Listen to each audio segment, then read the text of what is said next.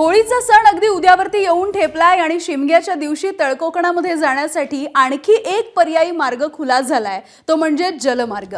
मुंबई ते विजयदुर्ग असा हा प्रवास सागरी मार्गाने आता 6 ते 7 तासांमध्ये पूर्ण करता येईल, ज्यामध्ये प्रवासी वाहतुकीच्या सोबत चारचाकी आणि दुचाकी आपल्याला थेट या बोटीमध्ये घालून कोकणापर्यंत घेऊन जाता येणार आहेत। 3000 ते 9000 रुपयांपर्यंतचे तिकिटांचे दर आहेत आणि मत्स्य व्यवसाय व बंदरे विकास मंत्री नितेश राणे यांच्या हस्ते आज सकाळी मुंबईमधल्या भाऊचा धक्का इथून या बोटीचं उद्घाटन झालं।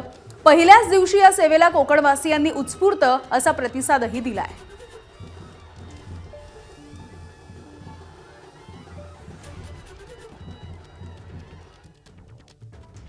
14 ते 19 मध्ये तेव्हा मूळ संकल्पना ही आदरणीय मुख्यमंत्री साहेबांची होती की मुंबई आणि कोकणाला जलमार्गाने आपण जोडलं पाहिजे, जेणेकरून पर्यटन आणि व्यापार याला चालना भेटेल, प्रोत्साहन भेटेल आणि मोठ्या प्रमाणामध्ये कोकणाचा आणि मुंबईच्या दृष्टिकोनातून विकास साधणं आम्हाला सोपं पडेल। मोठ्या प्रमाणामध्ये कोकणातल्या जनतेने प्रतिसाद दिलेला आहे आणि ह्या बोटीच्या माध्यमातून कोकण आणि मुंबईला जोडण्याच्या निमित्ताने मोठ्या प्रमाणामध्ये रोजगार आणि पर्यटनाला चालना निश्चित पद्धतीने भेटेल असा माझा ठाम विश्वास आहे। एबीपी माझा, उघडा डोळे बघा नीट।